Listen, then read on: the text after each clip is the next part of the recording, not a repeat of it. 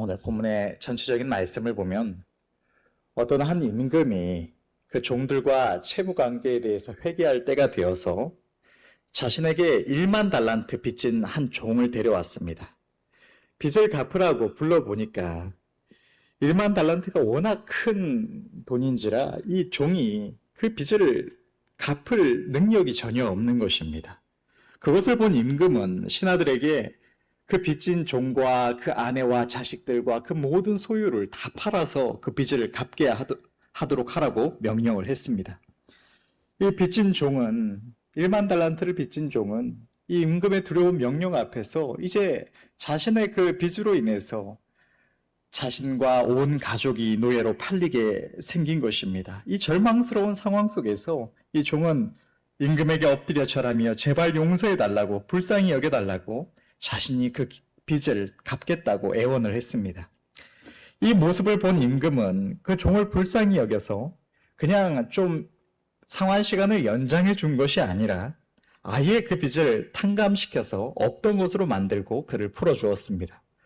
그런데 이 빚을 탕감받은 종이 임금 앞에서 물러가서 길을 행하다가는 자신에게 100데나리온 빚진 동관을 만난 것입니다.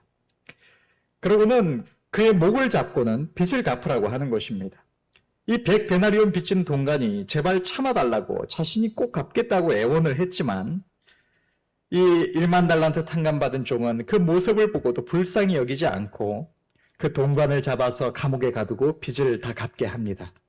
이 모습을 다른 동관들이 보고는 그 모습이 너무 민망해서 주인에게 가서 그 일을 다 말했고, 이 말을 들은 임금은 노하여서 1만 달란트를 탕감해 주었던 그 종을 불러서 말하기를, 네가 빌기에 내가 너의 그 큰 빚을 다 탕감하여 주었거늘 내가 너를 불쌍히 여김과 같이 너도 내 동관을 불쌍히 여김이 마땅치 아니하냐 하면서 그 종의 탕감해 주었던 빚을 다 다시 갚도록 그 옥졸들에게 넘겨버렸다는 것입니다. 주님은 이 말씀을 하시고는 너희가 각각 중심으로 형제를 용서하지 않으면 내 천부께서도 너희에게 이와 같이 하시리라고 말씀을 하셨습니다. 이것이 오늘 본문의 말씀인데 주님께서 오늘 이 본문의 말씀을 주신 이유는 마땅히 심판받을 수밖에 없었던 죄인 되었던 우리가 하나님께 긍휼히 여기심을 받고 용서받은 것처럼 우리도 마땅히 그 형제를 긍휼히 여기고 용서해야 함을 말씀하신 것입니다. 오늘 이 시간에 우리는 특별히 누군가를 용서해야 한다는 이 주제보다도 죄인 되었던 우리를 향한 하나님의 긍휼이 어떤 것인지를 생각해 보기를 원하고, 또 하나님께서 내가 너를 불쌍히 여긴 것 같이 라고 말씀하신 것처럼 하나님께서 우리에게 원하시는, 우리에게 행하라 명하시는 이 긍휼이 어떤 것인지 우리가 생각해 보면서 은혜 입기를 원합니다.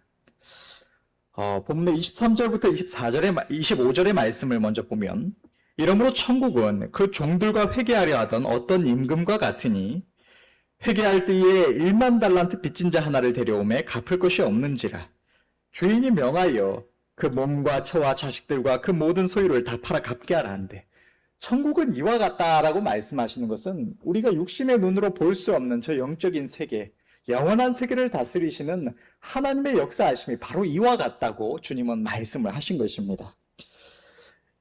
이 23절부터 25절 사이에는 이 1만 달란트 빚진 자가 나오는데, 이 1만 달란트라는 것은 어마어마한 금액입니다. 우리가 일반적으로 사용하는 단위는 아니라서 익숙하지 않을 수 있지만 1만 달란트라는 금액을 생각해 보게 되면 1달란트는 6천 데나리온에 해당하는 금액이고, 이 당시에 이 로마 시대에 1데나리온은 성인 남자가 하루 종일 일하고 받는 품삯이 1데나리온이었습니다. 그러니까 1만 달란트는 하루 동안 6천만 명의 성인이 일해야 받을 수 있는 품삯이었다는 것입니다. 개인이 일한다면 1년에 300일을 일한다고 쳤을 때 이것은 20만 년 동안 일해야 받을 수 있는 품삯 전부에 해당하는 어마어마한 금액이었던 것입니다. 오늘날로 치면 대충 하루의 일당을 10만 원 정도로 잡았을 때도 6조 원에 해당하는 금액이 오늘 이 1만 달란트 빚진 자가 졌던 이 빚이라는 것입니다. 본문에서 임금은 이 1만 달란트 빚진 자가 갚을 것이 없을 때에 그 종과 종의 가족과 가진 모든 것을 다 팔아 갚게 하라고 명령을 했습니다. 이것은 그 가족들과 가진 것을 판다고 해서 그 1만 달란트를 상환할 수 있어서 그렇게 명한 것이 아닙니다. 당시에 성인 이 노예의 몸값은 500에서 2000 데나리온 정도였다고 합니다. 건강한 장정은 2000 데나리온, 뭐 어린 아이들은 뭐 500 데나리온, 여성은 뭐 1000 데나리온 이런 식으로 가격이 정해졌던 것 같은데 어쨌든 사람 한 명의 노예로 팔리는 데 있어서 그 가격이 500에서 2000 데나리온밖에 안 했다는 것입니다. 아무리 이 가정이 뭐 10명이 한 가족을 이루고 있었다고 해도 그거 다 판다고 해서 절대로 1만 달란트라는 빚을 갚을 수가 없었던 것입니다. 이 1만 달란트라는 빚은 절대로 갚을 수 없는 절대적인 빚을 의미하는 것입니다. 이 1만 달란트 빚진 자가 의미하는 것은 바로 모든 인류의 모습입니다. 하나님 앞에 범죄하여서 자신의 죄값을 치룰 길이 없는, 절대로 자신이 진 이 죄값을 해결할 길이 없는 절망적인 처지가 된 모든 인생들을 나타내고 있는 것이 바로 이 1만 달란트 빚진 자인 것입니다. 하나님께서는 하나님의 형상대로 태초에 아름답고 선하게 우리를 창조하셨고 축복하시며 지극히 사랑하셨음에도 불구하고 모든 인류는 아담 안에서 하나님 앞에 범죄하였고 하나님을 배반하고 떠나서 하나님을 거스르는 존재가 되었습니다. 하나님의 은혜로 주님을 알기까지 이것을 전혀 생각지 아니하고 우리가 숨쉬며 마시는 공기에서부터 날마다 쬐는 햇빛과 우리가 마시는 물과 땅에 기름진 곡식과 모든 하나님 주시는 은혜로, 하나님께서 은혜로 주신 모든 것들을 누리면서도 주신 일을 생각지 아니하고 지으신 일을 생각지 아니하고 우리에게 말씀하시는 주님의 음성을 외면하고 주님께로 향하기를 기뻐하지 않았던 우리는 1만 달란트 빚진 자였던 것입니다. 우리는 반드시 지옥에 갈 수밖에 없는 처절한 죄인인 것입니다.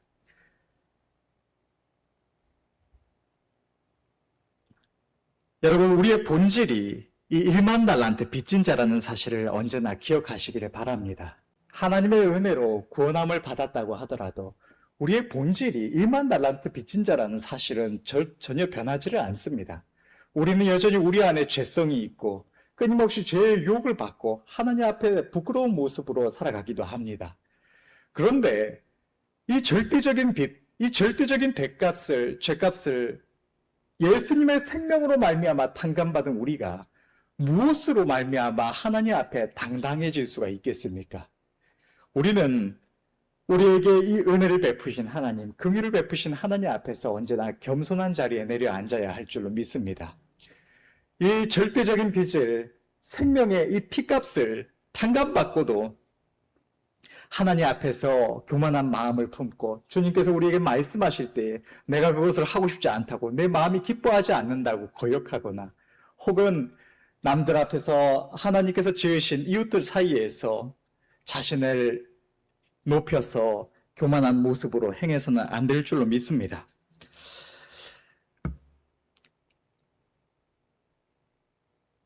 (26절부터 27절의) 말씀을 보면 그 종이 엎드려 절하며 가로되 내게 참으소서 다 갚으리이다 하거늘 그 종의 주인이 불쌍히 여겨 놓아 보내며 그 빚을 탕감하여 주었더니, 하나님께서는 어느 날 성령으로 우리 각 사람을 불러주셨고 반드시 심판받을 수밖에 없음을 나타내는 우리의 더러운 죄와 하나님의 영원한 심판, 또 회개의 날이 있음을 알게 하셨을 때 이 자리에 나온 우리 모두는 하나님께서 이 모든 것을 깨닫게 하여 주셨을 때 하나님의 은혜를 간구하며 하나님께서 주시는 천국의 영원한 생명 얻기를 간절히 사모했을 것입니다. 하나님께서 나를 용서하여 주시고 나에게 구원을 주시기를 간절히 소원했던 것은 모두가 마찬가지일 것입니다. 자신이 죄인임을 깨달으니 하나님의 긍휼이 없으면 반드시 심판받을 수밖에 없었음을 깨달았던 모든 이들은 하나님의 긍휼을 구했을 것입니다. 오늘 본문에 바로 이 1만 달란트 빚진 자가 임금에게 자신을 긍휼히 여겨주기를 간구했던 것처럼 말입니다.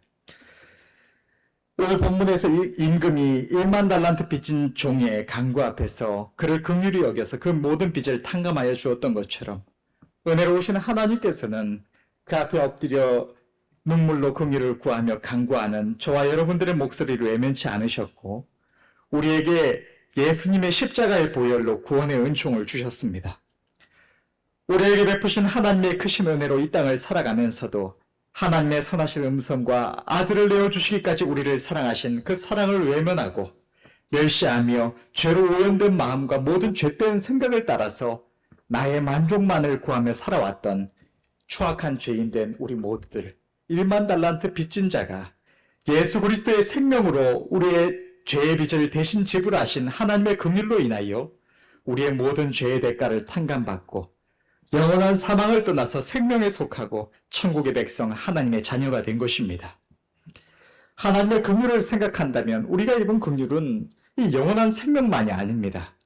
하나님의 은혜를 입고도 구원을 받고 나서도 하나님의 뜻을 잘 알지 못하여서 멍에 베어보지 않은 망아지처럼 하나님 앞에 온전히 순복할 줄도 모르고 너무나 부끄러운 모습으로 수없이 살아왔던 것입니다. 예수 그리스도의 피값으로 생명을 얻고도 주님의 피값으로 죄의 대속함을 받고도 하나님의 긍휼을 생각지 않고 나를 위하여 십자가에 달리신 주님을 생각지 않고 나의 작은 만족, 작은 즐거움 하나 포기하지 못하고 버리지 못하여서 부끄러운 모습으로 정욕을 쫓고 하나님은 언제나 우리에게 선하신 음성으로 말씀하시며 우리와 깊이 교제하시기를 원하심에도 우리는 하나님께 시간을 들이며 마음 들이기에 인색한 모습을 보였던 것입니다. 하나님께서 우리를 긍휼히 여기시지 않으셨다면 네가 나의 긍휼을 잊고 내가 너의 모든 죄를 사하여 줬음에도 불구하고 나에게로 향하지 아니하고 이토록 또다시 나를 거역하며 교만하게 행한다고 하나님께서 우리를 그 즉시로 벌하셨다면 우리는 아무도 우리의 영원한 생명을 지킬 수가 없었을 것입니다. 하나님은 우리에게 영원한 생명을 주셨을 뿐만 아니라 너무나 부끄럽고 추한 죄인된 우리들을 끊임없이 참으시고 긍휼히 여겨주셔서 오늘날까지 우리가 이 믿음을 지키며 생명 안에 거할 수 있도록 우리를 붙드시며 날마다 인도하여 주신 것입니다. 그 은혜로 말미암아 그 긍휼로 말미암아 오늘도 우리는 이 생명 가운데 속하여 있을 수가 있는 것입니다. 에베소서 2장 1절부터 9절 말씀은 이렇게 기록하고 있습니다. 너희의 허물과 죄로 죽었던 너희를 살리셨도다. 그때 너희가 그 가운데서 행하여 이 세상 풍속을 쫓고 공중의 권세 잡은 자를 따랐으니 곧 지금 불순종의 아들들 가운데서 역사하는 영이라. 전에는 우리도 다 그 가운데서 육체의 욕심을 따라 지내며 육체와 마음에 원하는 것을 하여 다른 이들과 같이 본질상 진노의 자녀이었더니 긍휼에 풍성하신 하나님이 우리를 사랑하신 그 큰 사랑을 인하여 허물로 죽은 우리를 그리스도 예수와 함께 살리셨고 너희가 은혜로 구원을 얻은 것이라. 또 함께 일으키사 그리스도 예수 안에서 함께 하늘에 앉히시니 이는 그리스도 예수 안에서 우리에게 자비하심으로써 그 은혜의 지극히 풍성함을 오는 여러 세대에 나타내려 하심이니라. 너희가 그 은혜를 인하여 믿음으로 말미암아 구원을 얻었나니 이것이 너희에게서 난 것이 아니요 하나님의 선물이라. 행위에서 난 것이 아니니 이는 누구든지 자랑치 못하게 함이니라. 아멘. 우리의 생명은 마땅히 멸망해야 할 죄인을 불쌍히 여기신 하나님의 선물임을 기억해야 할 줄로 믿습니다. 여러분, 우리가 구원받고 오늘날까지 믿음으로 살아올 수 있었던 데에는 우리의 공로가 전혀 없다는 것을 기억하시기를 바랍니다. 우리가 믿음으로 하나님께로 향하고 하나님의 말씀을 붙들고 때때로 하나님 앞에 헌신하며 수고하며 나아올 수 있었던 그 모든 것이 하나님께서 우리에게 그러한 마음을 주시고 할 수 있는 믿음을 주시고 할 수 있는 형편과 조건을 주시고 우리의 걸음을 인도하여 주셨기 때문에 오늘날 우리가 그 은혜로 말미암아 지금 이 순간 우리의 각 사람의 위치에 있을 수가 있게 된 것입니다. 우리는 이 하나님의 은혜의 선물을 감사하며 찬양하며 모든 영광을 하나님께 돌려야 할 줄로 믿습니다. 하나님께서는 우리의 영원한 생명에 관한, 우리의 영혼에 관한 이 모든 은혜 말고도 이 땅을 살아가는 우리의 삶 속에도 한없는 긍휼과 은혜를 베풀어 주십니다. 영원한 생명을 얻었으니까 지금 당장 죽어서 이제 저 천국 가라고 하셔도 괜찮을 텐데, 아니면 이 땅을 살아가면서 좀 고생을 하더라도 누리지 못하더라도 그저 살다가 죽고 천국 가서 영원히 그 행복을 누리라고 그냥 내버려 두셔도 우리가 어떻게 하나님을 원망할 수가 있겠습니까? 그런데 하나님께서는 이 모든 은혜를 베풀어 주시고도 우리의 삶의 모든 작은 필요까지도 살피시며 긍휼을 베풀어 주십니다. 우리의 작은 아픔도 불쌍히 여기시고 우리의 마음의 아픔을 위로하시고 우리를 도우시고 우리의 손하는 것을 우리에게 주셔서 그 은혜로 말미암아 이 땅에서도 하나님 주신 풍성함을 누리며 감사하며 찬양하는 삶을 살아갈 수 있도록 우리의 삶마저도 돌아보시는 것입니다. 우리는 우리를 향하신 하나님의 긍휼과 은혜를 날마다 찬양해야 할 줄로 믿습니다. 28절부터 30절의 말씀을 이어서 보면 그 종이 나가서 제게 100데나리온 빚진 동관 하나를 만나 붙들어 목을 잡고 가로되 빚을 갚으라 하매 그 동관이 엎드려 간구하여 가로되 나를 참아주소서 갚으리이다 하되 허락지 아니하고 이에 가서 저가 빚을 갚도록 옥에 가두거늘. 오늘 본문에서는 동관이라는 단어가 나옵니다. 이 동관은 같은 상관 아래서 봉사하는 자로 오늘 본문에서는 같은 임금의 수하에 속한 다른 종들을 말을 합니다. 오늘 본문에서 이 1만 달란트를 탕감받은 종은 그가 받은 긍휼을 기억지 않고 자신이 탕감받은 그 빚과 비교할 수조차 없는 작은 빚을 진 동관을 긍휼히 여기지 않았습니다. 이 1만 달란트를 탕감받은 종의 이 악한 모습은 동일하게 한 분 하나님께 지으심을 받고 하나님의 헤아릴 수 없는 이 모든 긍휼을 입고도 이웃을 향하여 동일한 인생을 향하여 용서할 줄 모르고 긍휼을 베풀 줄 모르는 우리의 추악한 모습을 나타내고 있는 것입니다. 우리는 누군가가 우리에게 잘못을 행할 때에 그가 잘못했기 때문에 그는 마땅히 그 잘못을 책임져야 하고 비난을 받아야 하고 벌을 받고 대가를 치러야 한다고 생각합니다. 그것이 옳다고 생각하고 그대로 행하는 것입니다. 그러나 여러분, 우리의 이러한 마음을 하나님이 우리를 향하여 가지시더라도 옳다, 반드시 그래야 한다, 잘못을 했으면 벌을 받고 비난을 받아야 한다고 말을 할 수 있는 분이 여기에 계십니까?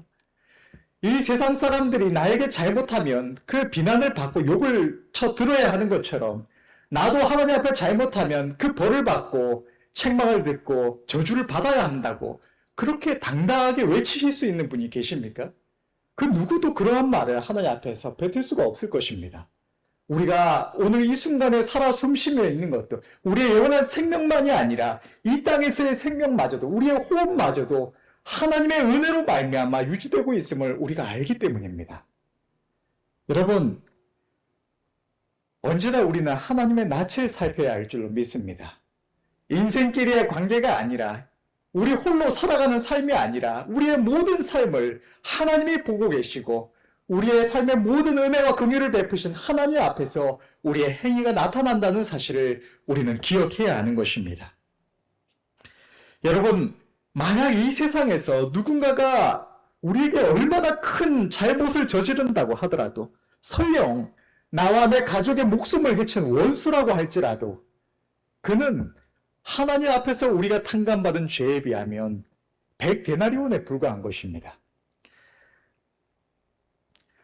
오늘 본문에서 1만 달란트 탕감받은 종은 빚을 졌으면 갚아야지, 책임을 져야지, 왜 책임도 못 질 행동을 해서 남에게 피해를 주냐면서 당당하게 자신에게 빚진 동관을 옥에 가두었을 것입니다.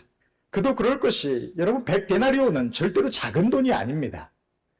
오늘날에 성인 남자의 하루의 품삯을 월급, 일당을 10만 원 정도로 잡아도 100데나리온이면 1000만 원입니다. 여러분, 우리가 일상 속에서 살아가면서 누군가한테 누가 꼭 갚겠다고 해서 1000만 원을 빌려줬는데 그냥 우리가 그리스도인으로서 그냥 이른 셈 친다고 빌려준 거 말고 반드시 받을 줄로 믿고 1000만 원을 빌려줬는데 이 사람이 갚을 날이 돼도 안 갚고 그렇게 갚을 생각도 안 하고 돌아다니고 있으면 분이 치솟지 않겠습니까? 이놈을 잡아서 민사 고발을 하든 형사 고발을 하든 이 내 돈 갚게 하겠다고 열을 내지 않겠습니까? 인간적으로 볼 때 이 동간의 행위는 너무나 이해가 되는 말입니다. 이 세상에 누구든지 이러한 동간의 모습처럼 행하고 삽니다.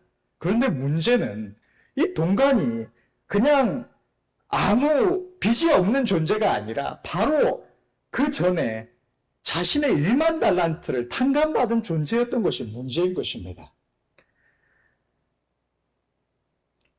문제는 이 종의 이 행동이 임금 앞에서 그가 가두고 정죄한 그 동관과는 비교할 수 없는 큰 빚을 진 자라는 사실을 자신이 생각지 않고 그가 입은 긍휼을 전혀 생각지 않고 행한 이 부끄럽고 악한 행동이었다는 것이 문제인 것입니다. 여러분, 우리 또한도 마찬가지입니다. 우리는 우리의 생명이 하나님의 긍휼에 있음을 기억해야 하는 것입니다. 우리에게 잘못을 행한 그 어떠한 인생과도 비교할 수 없는 죄를 우리는 하나님 앞에서 다른 무엇도 아니라 예수님의 십자가의 보혈로 하나님이신 그분이 친히 이 땅에 오셔서 십자가에 달려서 생명을 내어주심으로 말미암아 죄값을 치러야 했던 우리의 그 거대한 죄가 하나님 앞에서 탕감받았음을 우리는 기억해야 하는 것입니다. 내가 누군가를 용서치 아니할 때에 그것은 내가 탕감받은, 내가 용서받은 죄를 전혀 기억지 않고 교만하게 행하는 어리석고 악한 모습이라는 사실을 우리는 기억해야 하는 것입니다. 그것은 너무나 부끄러운 모습이 되고 하는 것입니다. 누군가가 나에게 잘못했을 때만이 아니라 우리는 언제나 우리가 입은 긍휼을 생각하며 나와 동일하게 하나님께 지음받은 모든 이웃을 긍휼하게 여겨야 합니다. 지금 우리 곁에 있는 가족이나 믿음의 형제나 친구나 우리 가까이 있는 이웃들, 나아가서 이 세상 살아가는 모든 인생이 우리가 하나님께 받은 그 긍휼대로 긍휼을 베풀어야 할 본문의 동관인 것입니다. 32절부터 33절의 말씀을 보면 이에 주인이 저를 불러다가 말하되 악한 종아 네가 빌기에 내가 내 빚을 전부 탕감하여 줬거늘 내가 너를 불쌍히 여긴 것 같이 너도 내 동관을 불쌍히 여김이 마땅치 아니하냐 하고, 하나님께 1만 달란트의 죄를 탕감받은 죄인, 하나님의 긍휼로 말미암아 영원한 생명을 얻은 우리는 마땅히 긍휼을 행해야 할 자들임을 기억하시기를 바랍니다. 오늘 본문의 이 33절에서 내 동관을 불쌍히 여김이 마땅치 아니하냐라고 할 때 이 마땅하다에 해당하는 헬라어 에데이의 원형 데이는 신적인 운명이나 피할 수 없는 숙명을 나타낼 때 사용되는 단어인 것입니다. 오늘 본문에서는 반드시 그래야 한다는 의무를 나타내는 단어로 사용된 것입니다.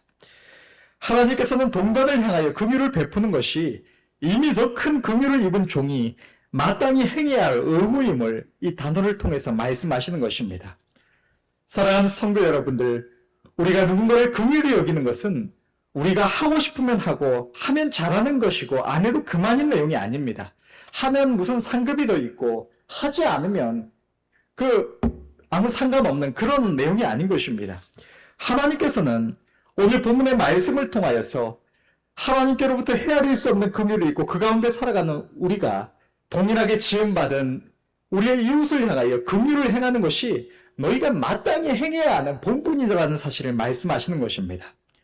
가정 안에서, 교회 안에서, 사회 안에서 일어나는 수많은 불화와 고통의 원인은 이 1만 달란트 빚진 자가 100데나리온 빚진 동관을 긍휼히 여기지 않는 죄로 인하여 생겨나는 것입니다. 누군가가 나에게 행한 잘못을 바라볼 때에 그가 욕을 듣고 벌을 받는 것이 마땅하다고 책임을 져야 한다고 생각하면서 자신의 행동과 상대를 용서치 않는 자신의 마음에 정당성을 부여하고 담대하게 정죄를 행하는 것입니다. 그러나 우리는 상대가 나에게 잘못한다고 느끼며 분노와 짜증, 불쾌한 마음이 치미는 그 순간에 내가 입은 긍휼을 생각해야 하며 지금 나의 행동, 나의 그 마음을 하나님이 나를 향하여 동일하게 가지실 때를 생각해야 하는 것입니다. 하나님께서 영원히 멸망받아 마땅한 나를 긍휼히 여기사 용납하신 것 같이 내가 용서받은 죄에 비하면 아무것도 아닌 상대의 사소한 잘못들, 부족한 들을 용서하며 긍휼히 여기는 저와 여러분들 모두가 되어야 할 줄로 믿습니다. 우리는 언제나 긍휼히 여기는 마음을 가져야 합니다. 이것은 나에게 잘못한 누군가를 용서해야 한다는 것만을 말하는 것이 아닙니다. 하나님의 우리를 향한 긍휼이 우리를 용서하시는 데 한정된 것이 아니기 때문입니다. 본문의 말씀은 용서에 초점이 맞추어져 있지만 하나님께서 우리에게 원하시는 긍휼은 용서만이 아닙니다. 하나님은 우리를 긍휼히 여기심으로 우리의 연약함을 돌아보시고 우리를 모든 고통에서 건지시며 풍성한 위로를 우리에게 더하여 주십니다. 하나님께서 우리에게 원하시는 것은 긍휼이라는 단어 그대로 그 의미 그대로 불쌍히 여겨 돌아보는 마음을 갖는 것입니다. 여러분, 우리가 늘 생각하면서 행해야 할 긍휼은 어떤 것들이 있을까요? 가장 먼저는 교회 안에서 믿음의 형제들, 특히나 연약한 영혼들을 향한 긍휼이 필요합니다. 교회가 더욱 온전히 생명을 살리는 우리의 이 사명을 감당하려면 나오는 영혼들이 하나님을 만나고 그 삶이 변화가 되어야 하고 신앙생활을 할수록 더욱 아름다운 변화가 일어나야 합니다. 그래야 온 교회가 활력을 얻고 또한 새로운 영혼들이 그 모습을 보면서 더 사모함으로 나아올 수가 있는 것입니다. 아무리 교회에 다녀도 은혜를 입지 못하면 그 신앙생활은 점점 형식적이 되어가고 사모함은 사라지고 아무 변화 없는 미지근한 신앙생활이 되고 마는 것입니다. 교회에 나와 함께 예배를 드리는 믿음의 형제들이 은혜 입기를 원하는 것, 그것은 우리 모두에게 있는 마음인 줄로 믿습니다. 그렇기에 우리는 누군가가 은혜 입는 모습을 볼 때 마치 우리의 일처럼 그것을 인하여 기뻐하며 감사하며 함께 즐거워합니다. 그러나 나오는 영혼들을 보면 모두가 제대로 은혜를 입는 것은 아닙니다. 새롭게 나오는 영혼들은 물론이요, 오래 교회에 다녀도 인격적으로 하나님을 만나지 못하고 하나님의 말씀을 붙들지 못하고 그렇게 하나님의 은혜를 제대로 입지 못하는 이들이 있습니다. 때로는 하나님을 영접한 오랜 신앙인들도 오랫동안 은혜를 입지 못하고 정체되는 경우도 있습니다. 이러한 모습들을 볼 때에 때때로 우리 안에는 답답함이 생겨날 수가 있습니다. 그것은 우리에게 가까운 이일수록 내 가족, 내 아내나 남편이나 혹은 자녀나 혹은 부모나 혹은 내 가장 가까운 이들, 이러한 이들이 은혜 입지 못할수록 그런 안타까운 마음은 더 커질 수가 있습니다. 그러나 여러분, 이것은 그 답답함으로 인해서 괴로움을 느끼는 것, 그것은 사실 바람직한 것이 아닙니다.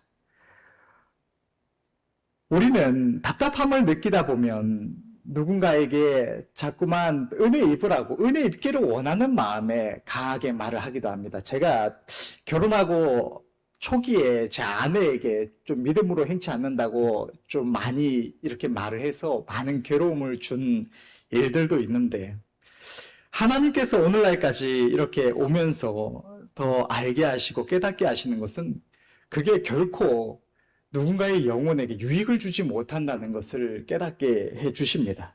여러분, 곰곰이 생각해 보면 우리 인생은 답답함으로 인해서 혹은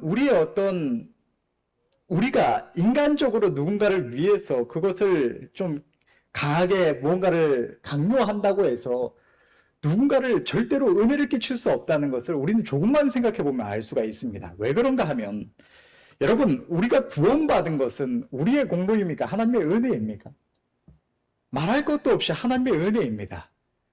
우리 개혁교회는 특히나 저 가톨릭 교회에서는 인간과 하나님의 은혜의 합작을 말을 합니다. 하나님께서 은혜를 주시고 인간이 그 은혜의 화답함으로 인해서 구원이 이루어진다는 게 가톨릭의 주장입니다. 그러나 우리는 성경이 고백하는 대로, 성경이 우리에게 알려주는 대로 우리는 전적 무능력자, 전적 타락자임을 고백하고 오직 하나님의 은혜임을 고백합니다. 우리가 은혜 입지 못하는 이들의 모습을 볼 때에 보는 것처럼 하나님의 말씀을 전해도 천국과 지옥을 이야기해도 허탄한 이야기처럼 느끼는 것, 그것이 원래 우리의 본질입니다. 천국과 지옥을 말하고 하나님의 심판을 말하고 이제 마지막 때가 멀지 않았다고 아무리 말해도 마치 이단이 무슨 속삭이는 것처럼 느끼고, 혹은 애들 장난처럼 뭐 산타클로스가 선물 안 준다고 이야기하는 것처럼 느끼는 것이 원래 우리의 본질입니다. 우리가 어느 날, 그전에는 진지하게 안 듣다가 어느 날 복음의 말씀을 진지하게 들어서 은혜 입은 것도 아니고, 원래 우리는 전적인 타락자요, 우리의 영혼은 죄로 인해 죽은 상태인 것입니다. 죄로 인해서 죽은 시체가 살고자 하는 욕망을 가질 수도 없고 죽지 않고자 하는 두려움을 가질 수도 없는 것처럼 이미 죽은 영혼은 아무것도 생각할 수가 없습니다. 그것이 은혜 입지 못한 이들의 모습인 것입니다. 그런데 우리가 오늘날 하나님 앞에 나와 하나님을 영접하게 되는 과정 속에는 먼저 하나님의 소명이 있습니다. 하나님께서 외적 소명이라고 하는 누군가의 전도만이 아니라 내적으로 우리의 영혼을 불러주셔서 하나님께로 우리의 영혼이 나아올 수 있게 해주시는 것, 그리고 우리가 아무리 들어도 별로 와닿지 않던 우리의 죄에 대해서, 하나님의 심판에 대해서, 예수님의 십자가의 복음에 대해서 와닿지 않다가 어느 날 갑자기 그것이 나의 죄임을, 나를 위한 주님의 십자가임을 깨닫게 되는 것은 하나님께서 그 어느 순간에 나를 부르시고 내 안에 성령으로 말미암아 생명을 주셨기 때문입니다. 그것을 우리는 성경에서 거듭남이라고 말을 합니다. 그러니까 우리가 하나님의 구원함을 받는 데 있어서 우리는 스스로 구원함을 받을 수 있는, 은혜를 입을 수 있는 능력이 전무하다는 것입니다.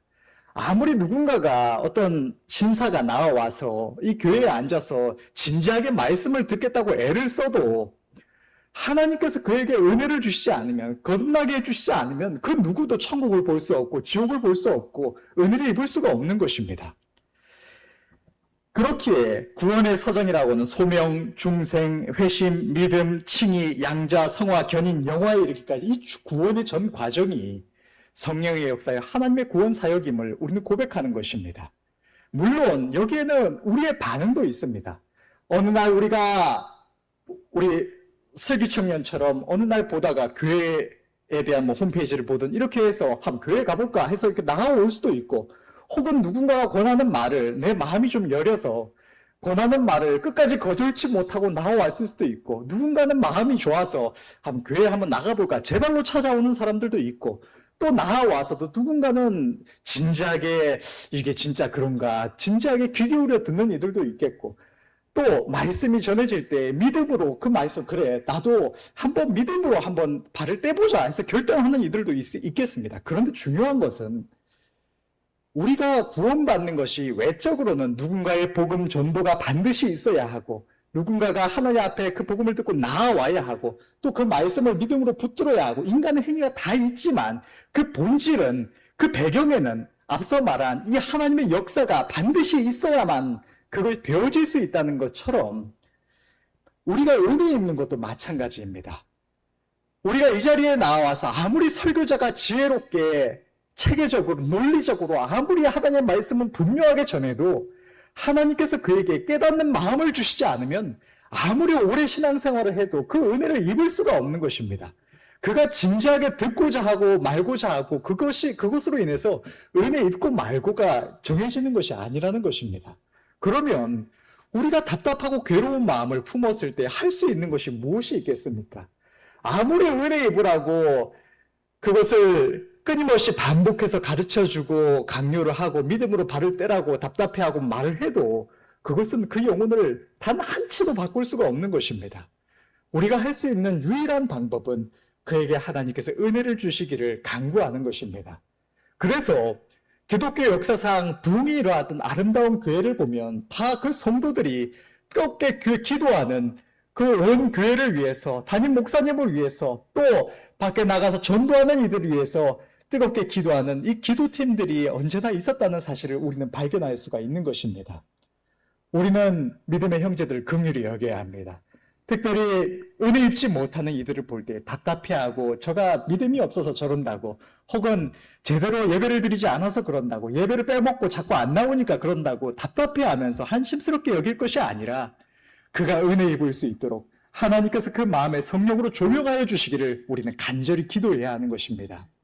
저는 오늘날까지 오면서 때때로 생각하는 것은 이 누군가가 은혜 입지 못하는 것, 특별히 우리 안에 이 교회에서 우리 청년들이나 혹은 제가 맡은 누군가, 또 성도들이 은혜 입지 못하는 것, 또 제 아내와 결혼 생활 속에서 믿음으로 이렇게 했으면 좋겠는데 하지 못하고 이렇게 하는 모습들을 볼 때 느끼는 것은, 제가 기도하지 않아서 그 은혜를 못 입는다가 하나님께서도 한번 깨닫게 해주셨고 그거를 끊임없이 느낍니다. 심지어는 어떤 때는 좀 답답함을 느끼다가 하나님 앞에 나가와 기도하면 즉시로 하나님께서 은혜를 주시는 모습도 보기도 합니다. 여러분, 우리는 우리 믿음의 형제들을 위해서 늘 기도하기를 쉬지 말아야 할 줄로 믿습니다. 우리 모두가 은혜를 입고 우리의 영혼이 영적 부흥을 이루고 우리 안에서만이 아니라 그것이 넘쳐 흘러서 그 은혜가 밖으로도 전해져 갈 수 있도록, 우리가 진정으로 복의 근원으로 살아갈 수 있도록 먼저 우리 교회 안에 믿음의 형제들을 위해서 우리는 긍휼히 여기는 마음을 갖고 기도해야 할 줄을 믿습니다. 둘째로, 우리는 복음의 빚진 자들입니다. 우리는 하나님의 긍휼로 인하여 영원한 생명을 얻었고 하나님의 한없는 은혜와 사랑 가운데 날마다 살아가는 존재들입니다. 이러한 우리가 동일하게 지으심을 받고 주님께서 저를 위하여 생명을 내어주셨음에도 불구하고 깨닫지 못하고 죽어가는 불쌍한 영혼들을 위해서 그들을 긍휼히 여기지 않으면 우리는 하나님 앞에 책망을 면치 못할 것입니다. 너희가 입은 그 긍휼을 너희가 마땅히 행해야 하지 않느냐고 주님은 우리에게 분명하게 말씀하실 것입니다. 만약 우리가 누군가에게 복음을 전할 때 그들이 아무리 전해도 잘 듣고 나오지 않는다고 포기해버린다면, 만약 우리 선조들에게 복음을 전했던 선교사들이나 이런 이들이 복음을 전할 때에 이 민족들이 잘 믿고 받아들이지 않는다고 포기했다면 우리는 오늘날 믿음 안에 나아갈 수가 없었을 것입니다. 우리가 누군가가 반응치 않는다고 포기해버리면 하나님은 결코 그것을 합당한 이유로 쳐주시지도 않을 뿐더러 우리는 그것을 위해서 기도하면서 포기하지 말고 우리가 진 이 복음의 빚을 생각하면서 복음을 전해야 할 줄로 믿습니다. 셋째로 우리는 가정 안에서 사회 안에서 긍휼을 행해야 할 줄로 믿습니다. 하나님의 복음이 예루살렘과 사마리아와 땅끝까지 전해지는 것처럼, 예루살렘 온 유대와 사마리아와 땅끝까지 전해지는 것처럼 우리는 가장 가까운 이들로부터 이 긍휼을 행해야 할 줄로 믿습니다. 가정 안에서 아내나 남편이 자신으로 인하여 힘들어하는 어떤 모습들을 볼 때에 그것이 어쩔 수 없는 모습이라고 당연하게 여길 것이 아니라 어떻게든 나로 인하여 위로를 얻을 수 있도록, 힘을 얻을 수 있도록 우리는 긍휼히 여기며 힘을 써야 할 줄로 믿습니다. 부부 간에서만이 아니라 형제 간에도, 교회 안에서도, 또 이웃과의 관계에 있어서도 우리는 긍휼을 행해야 할 줄로 믿습니다. 이유가 무엇이든 간에 상대가 힘들어하며 고통스러워할 때 불쌍히 여기며 돌아보아야 하는 것입니다. 뿐만 아니라 이웃과의 관계에 있어서도 부족한 이들이나 내게 잘못한 이들을 볼 때에도 우리는 오늘 우리에게 주시는 하나님의 말씀을 기억하며 1만 달란트 탕감받은 자로서 긍휼을 행해야 하는 것입니다. 성경은 말세에 고통하는 때에 대하여 기록된 말씀을 보면 사람들이 무정하며 원통함을 풀지 않는다고 기록을 하고 있습니다. 다시 말하면 긍휼히 여기지 않는 것이 말세의 특징이라는 것입니다. 하나님께서는 사람들의 이러한 모습으로 인하여 말세에 고통을 당한다고 말씀을 하십니다. 긍휼이 없는 우리들의 마음은 나와 상대를 고통스럽게 하며 하나님의 진노를 부르는 마음인 것입니다. 우리는 이러한 모습에서 완전히 돌아서서 긍휼을 행해야 할 줄로 믿습니다. 마지막으로 이 세상 곳곳에 어려운 이들을 향한 긍휼을 우리는 반드시 행해야 합니다. 우리는 우리와 별 인연이 없는 이들, 나의 생활과 별 상관이 없는 이들을 향해서는 아예 관심조차 갖지 않고 다른 이들의 어려움을 볼 때에도 그냥 가볍게 일부러만 너무나 불쌍하다고 하고 넘어가 버리는 경우가 있습니다. 그러나 하나님은 분명히 말씀하시기를 하나님은 긍휼을 원하신다고 말씀을 하십니다. 마태복음 9장 13절의 말씀을 보면 너희는 가서 내가 긍휼을 원하고 제사를 원치 아니하노라 하신 뜻이 무엇인지 배우라. 내가 의인을 부르러 온 것이 아니요 죄인을 부르러 왔노라 하시니라. 지금 내 주변에 있는 이들만이 아니라 이 세상에는 우리가 하나님께 받은 긍휼을 행해야 할 수많은 이들이 있습니다. 온 세계 속에 기근과 온갖 재난으로 인하여 죽어가는 수많은 이들이 있으며 가난으로 인하여 꿈도 소망도 없이 겨우겨우 살아가는 어려운 이들이 많이 있습니다. 우리는 하나님께서 우리를 불쌍히 여기시며 우리 각 사람의 형편을 돌아보사 크신 은혜로 위로하심과 같이 동일하게 하나님께 지으심을 받았음에도 모든 인류의 죄를 인하여서 욕심으로 인하여서 고통받고 죽어가는 수많은 영혼들, 그들의 생명을 불쌍히 여겨 힘써 돌아보며 그들의 아픔을 위로해야 할 줄로 믿습니다. 우리가 조금만 관심을 가지고 조금만 아끼면, 내가 누릴 것 조금만 줄이면 죽어가는 생명들을 살리며 위로할 수가 있는 것입니다. 이것은 세상 사람들이 그렇게 생각하는 것처럼 좋은 일, 하면 좋은 일, 안 해도 상관없는 일이 아니라 하나님의 한없는 긍휼을 입은 우리가 마땅히 행해야 할 바인 것입니다. 누군가는 이렇게 생각하면 말할지도 모릅니다. 돕고 싶지만 이런 일을 하는 단체들을 믿을 수가 없어서, 무슨 일을 하는지 알 수가 없어서 자신은 하지 않는다고 말입니다. 그러나 하나님은 우리의 이러한 생각을 인정해 주지 않으실 것입니다. 우리가 정말 돕고자 한다면, 그러한 간절한 의지를 갖는다면 우리는 어떤 방법을 찾아서든 그것을 행했을 것이기 때문입니다. 오늘 본문에서 하나님께서는 우리를 향하여 말씀하십니다. 내가 너희를 불쌍히 여김과 같이 너도 내 동간을 불쌍히 여김이 마땅치 아니하냐.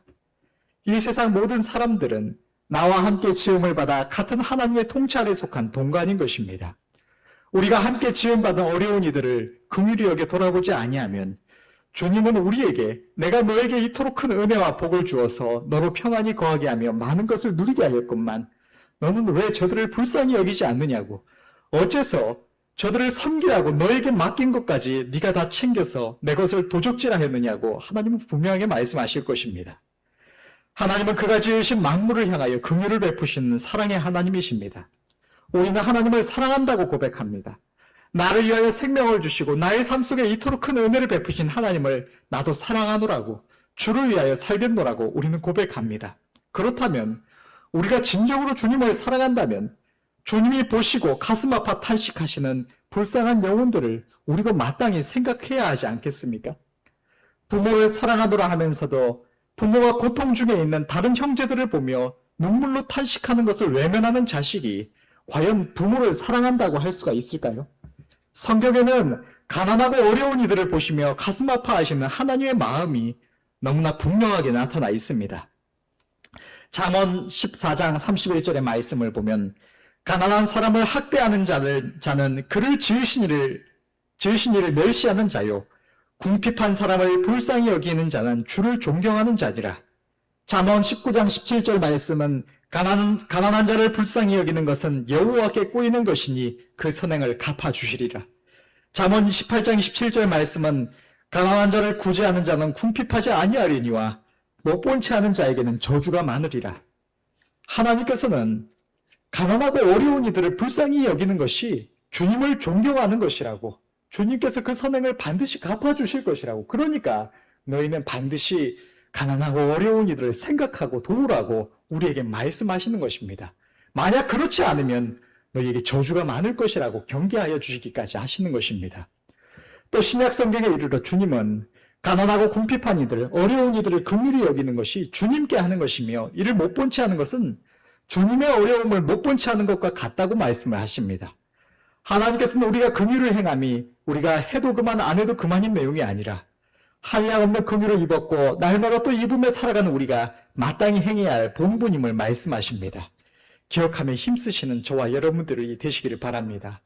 우리가 어려운 이들을 외면한다면, 우리가 가난하고 하루 먹을 것이 없어 죽어가는 이들을 외면한다면 주님은 마지막 때에 우리를 보시면서 우리가 아무리 다른 부분에 있어 충성하며 잘했다고 할지라도 네가 왜 내가 배고파 주려 죽어갈 때 나를 돌아보지 않았느냐고, 나에게 떡 한 조각 주지 않았느냐고 주님은 우리를 책망하실 것입니다. 하나님의 말씀은 말씀 그대로 진리임을 생각하시기를 바랍니다. 하나님이 이렇다 하시면 그것은 조금도 과장이나 어떤 속임이 없는 분명한 말씀입니다. 주님은 어렵고 힘든 이들에게 행하지 않은 것, 그들을 불쌍히 여기지 않는 것은 주님께 하지 않은 것과 동일하다고 분명하게 말씀하신다는 사실을 기억하셔서 온전히 긍휼을 행하시는 은혜가 있으시기를 바랍니다. 34절부터 35절의 말씀을 이어서 보면 주인이 노하여 그 빚을 갚도록 저를 옥졸들에게 붙이니라. 너희가 각각 중심으로 형제를 용서치 아니하면 내 천부께서도 너희에게 이와 같이 하시리라. 오늘 본문에서 임금은 1만 달란트의 빚을 탕감받고도 자신에게 100데나리온 빚진 자를 긍휼히 여기지 않은 이 악한 종을 그 빚을 다 갚도록 옥졸들에게 붙였습니다. 그리고 주님은 우리에게 말씀하십니다. 너희가 각각 중심으로 형제를 용서치 아니하면 내 천부께서도 너희에게 이와 같이 하시리라. 이게 무슨 말씀이십니까? 우리가 누군가를 용서하지 않으면 하나님께서도 우리를 용서하지 않으신다는 말씀이요. 우리가 누군가를 긍휼히 여기지 않으면 하나님께서도 우리를 긍휼히 여기지 않으시겠다고 하시는 말씀인 것입니다. 우리는 주기도문에서도 고백합니다. 우리가 우리에게 죄 지은 자를 사하여 준 것 같이 우리의 죄를 사하여 달라고. 우리가 우리에게 잘못한 이들을 용서치 않으면 하나님께서 우리의 죄를 용서치 아니하시고 그 말은 우리에게 영원한 생명을, 우리가 천국에 들어갈 수 없다는 말과 동일하다는 사실을 우리는 기억하셔서 두려움으로 주의 말씀의 경계를 받으시는 은혜가 있으시길 바랍니다. 뿐만 아니라 하나님께서 우리가 누군가를 긍휼히 여기지 않을 때 하나님께서 우리를 긍휼히 여기시지 않는다는 사실도 우리는 너무나 두려움으로 생각해야 하는 것입니다. 제가 아플 때에 때때로 이렇게 한 번씩 한 1, 2년에 한 번씩 이 급체를 제가 하는 경우가 있는데 그 배가 조금만 탈이 나도 얼마나 이 절망적인지 모릅니다. 이 무슨 수가 없으니까 화장실에 혼자 앉아서 끙끙대면서 얼마나 기도를 하는지 모릅니다. 하나님 긍휼히 여겨달라고, 도와달라고, 고쳐달라고, 빨리 속히 이 순간이 지나갈 수 있도록 하나님 역사해달라고, 살려달라고. 그런데 여러분, 이런 조금 이렇게 배가 아파도 이렇게 난리라면 우리가 진정으로 우리의 삶에 극심한 어떤 두려움이나 고통이 임했을 때, 내 삶에 정말로 큰 문제가 닥쳤을 때 하나님 나를 긍휼히 여겨달라고, 나를 도와달라고 했는데 너는 남에게 긍휼을 베풀지 않고 내가 너에게 긍휼을 베풀라고 너는 말하느냐고 하시면 여러분 그때 어떻게 하실 것입니까? 여러분, 우리는 하나님 앞에서 우리의 행위를 살펴야 하겠습니다. 하나님께서 언제나 우리를 긍휼히 여겨주시고 우리에게 속히 은혜를 베풀어 주실 수 있도록 우리는 늘 긍휼을 행하기에 힘쓰시는 은혜가 저와 여러분들 모두에게 있으시기를 바랍니다. 마태복음 5장 7절과 야고보서 2장 13절을 통해서 하나님께서는 긍휼히 여기는 자는 긍휼히 여김을 받을 것이며 긍휼을 행하지 아니하는 자에게는 긍휼 없는 심판이 있으리라고 분명하게 말씀을 하십니다. 우리가 누군가를 긍휼히 여길 때 하나님께서 우리를 긍휼히 여겨주시는 것입니다. 오늘 본문의 말씀을 기억하시며 온 가족과 믿음의 형제들과 이웃들과 또 함께 지음받은 온 인류를 향해서 우리가 마땅히 행해야 할 긍휼을 행하시는 저와 여러분들이 되시기를 바라고, 그래야 해서 잠시 후에 주님께서 임하셨을 때 우리가 주님 앞에 서는 그날에 우리가 주님의 칭찬을 받을 수 있기를 바라고 우리의 영원한 생명이 주님 안에 온전히 보존될 수 있기를 간절히 바랍니다. 기도하겠습니다.